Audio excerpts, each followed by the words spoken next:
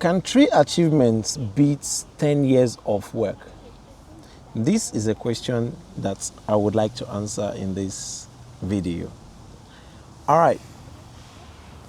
3 achievements could be worth more than 10 years of experience. It sounds unbelievable, doesn't it? It does. Now, most people preparing for the UK Global Talent Visa route assume that more evidence can help them achieve a stronger application. It doesn't mean that. More evidence in their instance may be more certificates, more projects, more years of experience, more documents.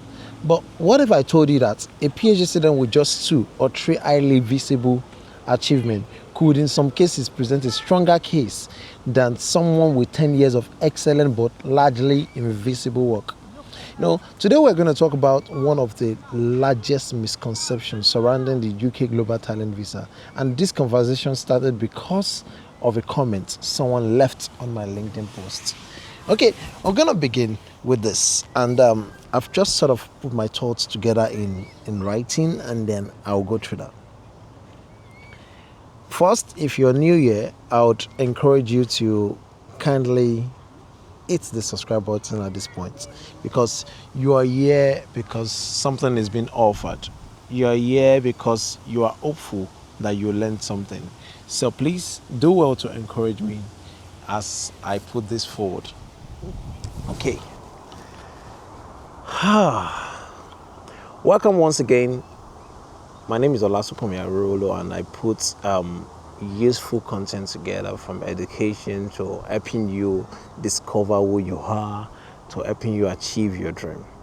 So I shared a video recently on LinkedIn, and one recruiter who worked closely with global talent, mobility and visa pathway left a comment that really caught my attention, and I just want to read that comment. It says, volume of work matters less than whether it shows impact beyond your immediate team. A PhD student with 2 or 3 highly visible outcomes can score higher than someone with 10 years of solid but internal work. Yes, I thought that was a very profound comment. It's a brilliant one, and it's an observation that many needs to start thinking about. It's something that many applicants misunderstand. So let's unpack it.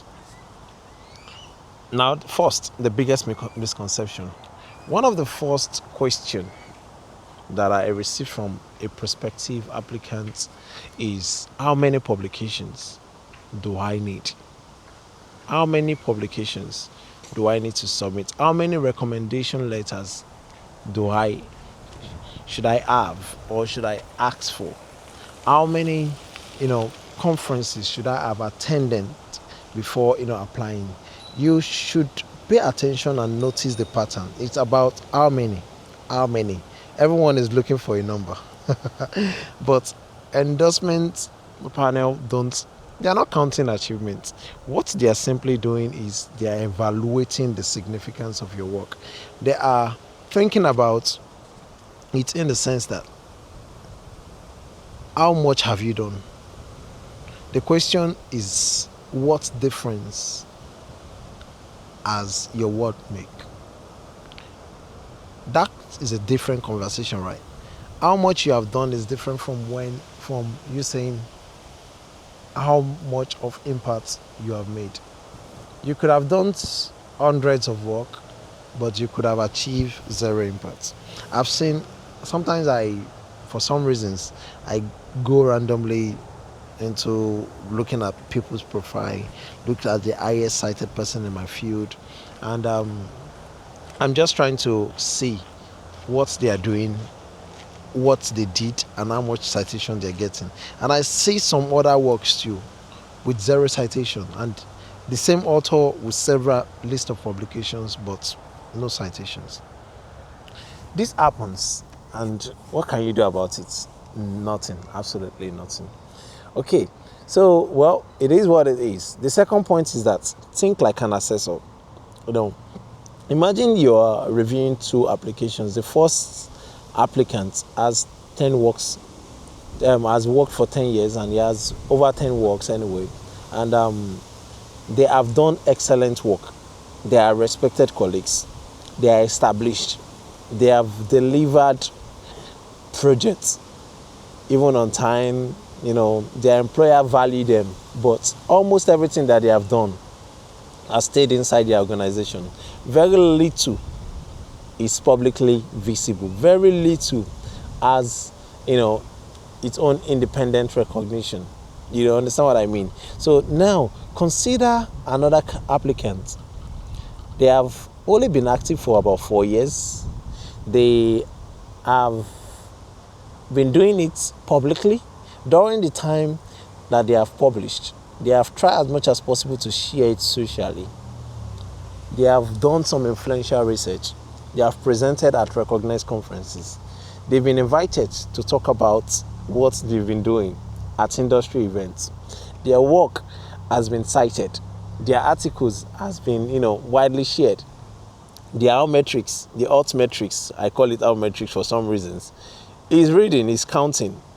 And the citation is following suit. The reads is in hundreds and thousands. And they have contributed to professional discussion beyond their own workspace. That's what it means, actually.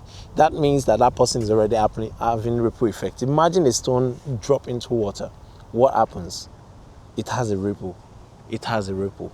It has a ripple. Okay, all right. So who appears to be stronger between the first person and this other person?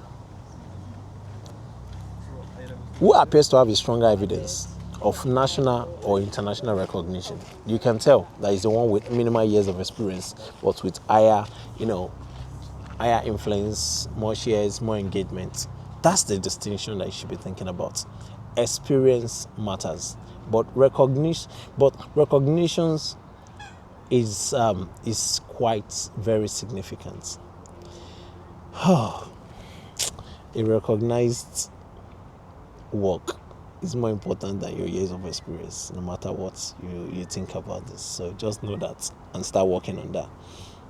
Now, the third point I would like to share with you now is that the difference between activity and impact.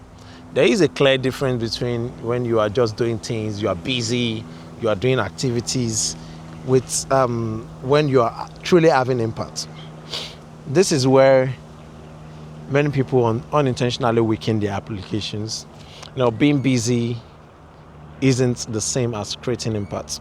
You can attend 20 conferences without presenting at any of them. You can write reports that nobody outside the organization can relate with. You understand what I mean? You can even, spend years doing excellent work that leaves almost no public evidence. That one hurts my heart. I don't like it. You understand what I mean? It doesn't make any sense to me. Because why would you do something and you're not sharing it? Nobody's getting it. So of what use is it? This is peculiar to my people in Africa. Okay, all right. So now, you say good works don't have leg. You have to put them on a path where they can grow leg and wings to fly. You understand? Is it none of this? You sharing and amplifying your voice doesn't mean you are trying to get attention. No. It is not necessarily bad. Okay, let me think about it this way. You can spend years of excellent work that leaves no public evidence. And none of those things are necessarily bad, but they don't automatically demonstrate recognition. Impact is different. Impact answers questions like who benefited from your work, who recognized your contribution, who invited you because of your expertise, who cited your research, who adopted your ideas, who can independently verify your influence. Those are the kind of questions that strengthens an application. So if you are planning to, secure an endorsement like this, right now, look at your arsenal. What do you have? And have you shared it? Do you have that the person next to you, your colleagues at work doesn't even know about, or people within your field don't know about? Why not start sharing that? Start talking about it every day. For those in academia, if you're a PhD student or an early career researchers, and don't be discouraged because you are at the beginning of your journey. Instead, think strategically. Start talking about what you're reading presently. One well-written publication in a respected journal can mean more than several papers that attract very little attention. In fact, an article in an high-impact journal with less citation will matter more than one in a how do I call, there is a name they call these journals, predatory journals with several citations. So beware. So winning a competitive research grant can even say far more about your profile than participating in activities that involve little external recognition. Okay. Quality creates opportunities. Be involved in quality things. Qualities really matter.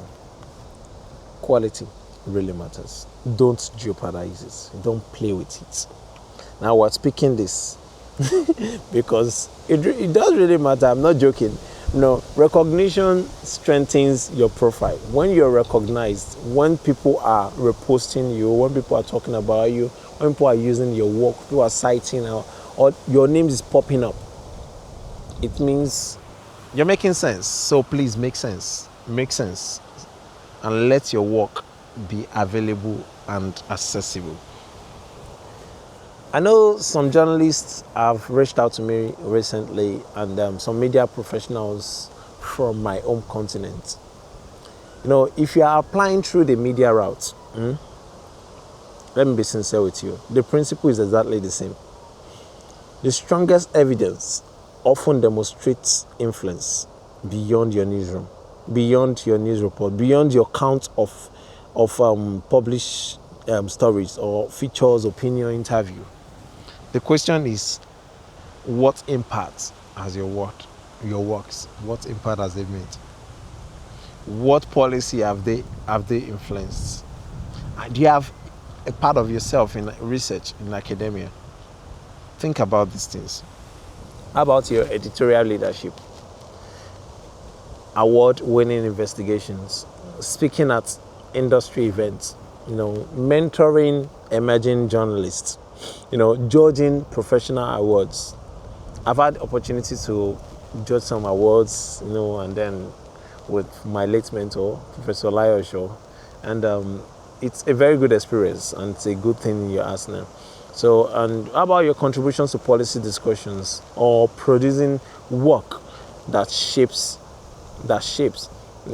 work that shape public understanding of important issues? Again, the question here is not what did you do. The key question is what evidence exists that your work has influenced other works. What evidence do you have to show that you're making impact? What evidence do you have to say you are a talent? What evidence do you have to say you are an emerging leader or established leader? Okay, that's for the journalists. Now, I want you to just think about build a narrative, not a filing cabinet. Okay, yeah. Build a narrative, not a filing cabinet. This is probably the biggest lesson I want you to take away. Yeah, the biggest lesson I want you to take away. Now, many applicants they'll focus on collecting documents, certificates, letters, screenshots, emails, programs, awards, There's nothing wrong with all of those things. Absolutely, there's nothing wrong with them. There is nothing wrong with all of those things. But documents themselves don't tell a story. A strong application has a clear narrative. Every piece of your statement, every piece of evidence should reinforce the same message about your positioning, about who you are, about what you want to influence. Now, when an assessor reaches the end of your application, they should naturally conclude that, oh, this person is a recognized leader or is an emerging leader in their field. That's the message you want to pass across. If your evidence doesn't consistently put you on track to do this, then I don't think you'll be hitting the mark. You won't be shifting, how do I call it now? There's a name I called it before. You won't be making a mark. And if you're not making a mark, what's the point of application? You understand what I mean? So if your evidence doesn't consistently support the conclusion, adding more documents rarely will solve the problem. So the narrative is more important than just piling up documents. So a question I ask myself will be, or I would say is, whenever I'm involved in a project, I ask myself a simple question. Even in my job, wherever I'm employed, I ask myself the question: if someone searched my name 6 months from now, what evidence would they find that this work made a difference? No, that question influences the decision I make. It influences what things or opportunities I apply to, what I go for, what I reject, what I don't belong to. It encourages me not to just, it encourages me to do meaningful works. Not only that, but to ensure that the work has visibility, it has credibility, it has lasting value. Okay, my final thoughts. Okay. If you are preparing for the UK Global Talent, don't become obsessed with quantity. Don't measure your progress by how many certificates you have, how many outputs you have, how many awards you've collected per se, but you should think about how many activities that have led to impact, not even how many activities you have attended. So focus on creating work that matters, work that solves problems, work that people recognize, work that people reference, work that creates opportunities for others. Because at the end of the day, the Global Talent Visa isn't designed to reward business or businesses or something kind of thing. It is designed to recognize meaningful contribution, not your business. No. Yeah. I would love to hear your thoughts. I would like you to, think about it as an opportunity for you to position yourself, strategize, and also to, arrange your profile and how you are perceived in the global space. Do you think applicants should focus on quantity or quality? If you have watched to the end of this video, or do you think impact is still misunderstood or underestimated? Leave your thoughts in the comments, below. Yes, if you haven't subscribed, I don't know what you're waiting for. Please do. It encourages and it helps me, to put more into doing this. I have competing interests, so if you enjoy this and you value it, engage and truly engage. Ask questions. Leave your thoughts in the comments. If you found this video useful, please give it a like, subscribe, and I will say thank you for watching. Well, it is what it is. Enjoy a feel of nature. Let's see what ripple effects means. If I throw this, you are sure that stone we have, you see that's a ripple. I have a ripple effect in life. All right? Let everything that you do have a ripple effect. Cheers and bye-bye.